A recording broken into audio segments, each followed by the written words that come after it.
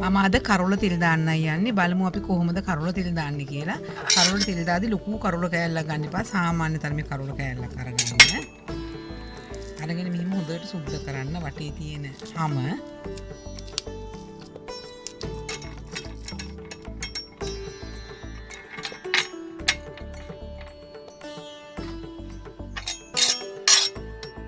ඊට පස්සේ ලොකු කෑලි කපන්න එපා. පුංචි කෑලි කපන්න.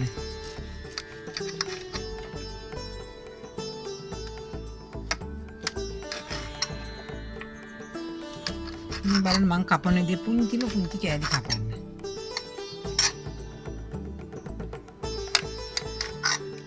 මම දැන් කරෝල ටික කපලා ඉවරයි. මම මෙහෙම කරෝල ටික භාජනයකට දාලා මේකට වතුර දානවා.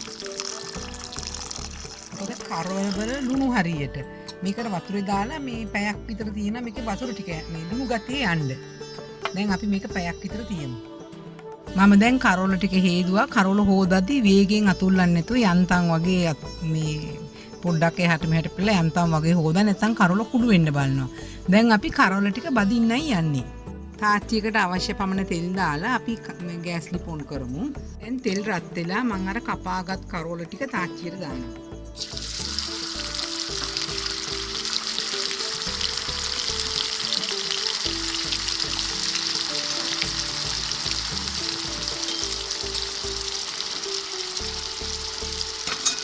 දැන් මේ කරොල ටික බැදින්නේ අරින්න.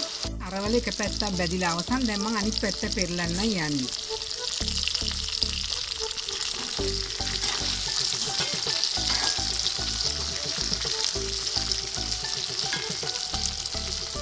දැන් ඔහොම අනිත් පැත්ත බැදින්න අරින්න. දැන් කරවල බැදිලා අවසන්. මම ලිපෙන් ඉවත් කරනවා කරවල ටික.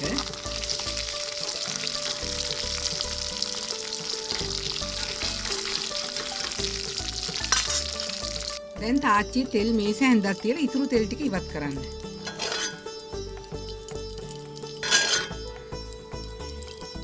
මම තෙල් මේස හැන්දක් ඉතුරු කරා තාච්චියේ.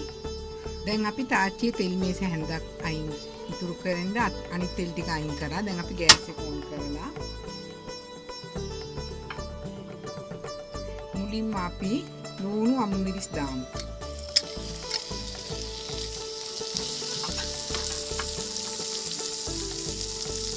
පස්සේ සුදු ලුණු දාන්න.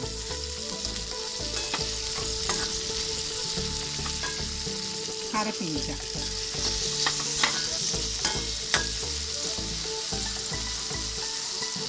තමන්ට අවශ්‍ය පමණ මේ සැන්දක් වගේ කෑලි මිරිස් දාන්න.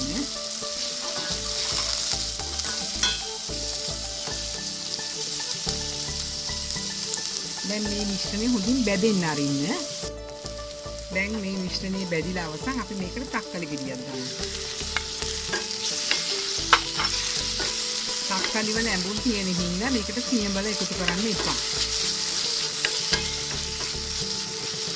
දැන් මේ මිශ්‍රණය ටිකක් බැදෙන්න අරින්න. කලි බැදෙන ඇඹෙන අතරේ කුණු පුක් කෑල්ලකුත් එකතු කරන්න. දැන් තක්කලි ටික හොඳින් දැන් තක්කලි ටික තැම්බිලා අවසන් අපි දැන් බැදගත් කරොල ටික මේකට එකතු කරනවා.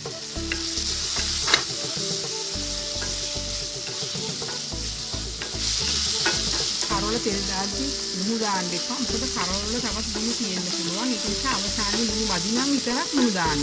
අපි මිනිත්තුවක් විතර මේ මිශ්‍රණය තැම්බෙන්න තිබ්බා. දැන් අපි කරොල තෙල් දාලා අවසන්. මගේ ඊළඟ මෙනු එක අනෝදා ගෙඩියක් හම්බන්නයි මම යන්නේ. අනෝදා කියන්නේ ඉතාමත්ම ගුණදායක පළතුරක්. ඒ වගේම මේක තැම්බුවාම නිකන් දෙල් ගෙඩියක් වගේ ඉන්නේ. මේක තම්බල ගොඩාක් උණයි. අනෝදා තම්බල කනකොට කවදාකවත් කැන්සර් හැදින්නේ. බලමු අපි අනෝදා ගෙඩිය සුද්ධ කරන විදිය.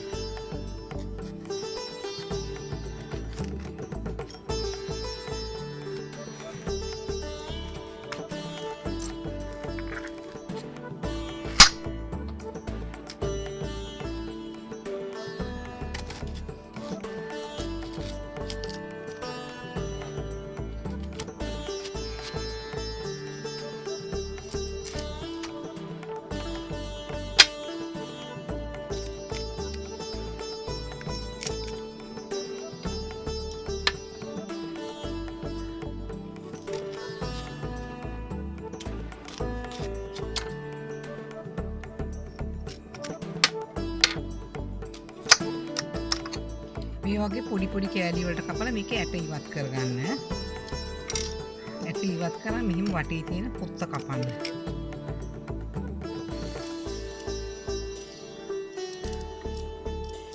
මේ විදිහට මේ තරමේ කෑලි වලට අපි මුළු අනෝද ගෙඩියම කපා ගමු.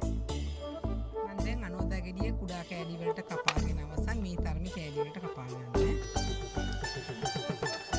දැන් මම අනෝද ගෙඩිය තම්බන්නයි යන්නේ. වතුර එකක් ලිපේ තියලා ඒක තැම්බෙන්න අරින්න. කහ තේ හැඳි භාගයක් දාන්න. ලුණු කැට අවුරක් වගේ දාන්න.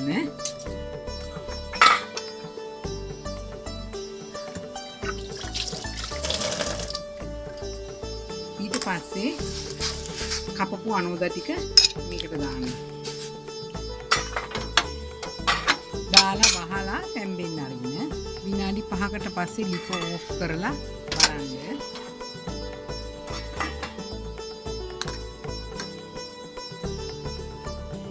මේක හොඳට තැම්බුණා.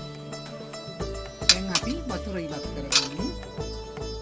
මේ වගේ පිරේණයක් අරගෙන මේ ටික මේකට දාන්න.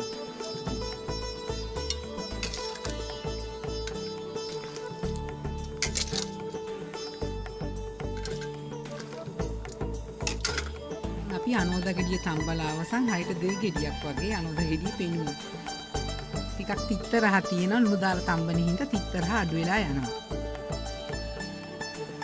මම අද හදන්නේ ගොඩේ පොල් සම්බෝලයක්. මේ ගොඩේ පොල් සම්බෝලය අපි වන් ගෙඩියක් පාවිච්චි කරන්නෙත් නෑ, ග්‍රයින්ඩ් එකක් පාවිච්චි කරන්නෙත් නෑ. අපි මේ ගොඩේ පොල් සම්බෝලය හදන්නේ අතින්. බලමු කොහොමද හදන්නේ කියලා. මුලින්ම මේ පොල් ප්‍රමාණය දෙන්නෙක් විතර ප්‍රමාණයක් මම ගත්තේ පොල්. මේකට මේ අමු මිරිස් කරලා මේක හීනියට ලියා ගන්න. ගොඩක්ම හීනි වෙන්න ඕනේ. පුංචි පුංචි කෑලි වලට ලියා ගන්න. එකද. හතුරුණු ගෙඩි 5ක් මේ වගේ පුංචියට ඒකත් කපා ගන්න. ගම් මිරිස් කුඩු තේ හැඳි කාලක් දාන්න. ලුණු කුඩු තේ හැඳි භාගයක් දාන්න.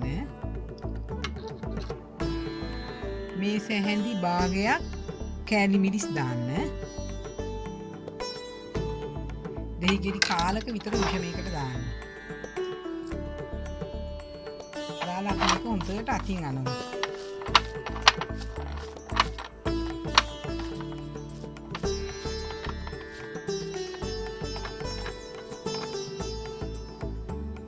විනාඩි 5ක් විතර හොඳට අතින් අනන්න. මම පොල් සම්බෝලය හදලා අවසන්.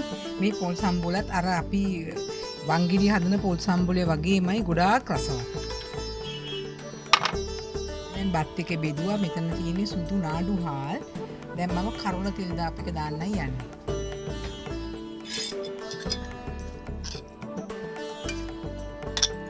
මේක ඇත්තටම ඉතාමත්ම රසවත් ආහාර වේලක්. මේක පිටරට අයට නම් ඉතින් රාජභෝජනයක් වගේ. ඒ තරම්ම රසවත්. අපි ඊට පස්සේ පොල් සම්බෝලේ දාමු.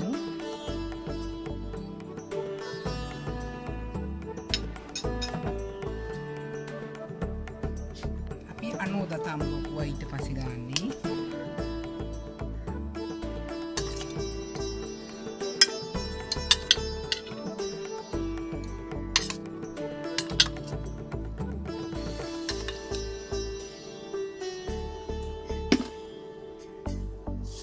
පපඩම් බෙදලා තියෙනවා. මේක එතකොට ගොඩාක් රසවත්.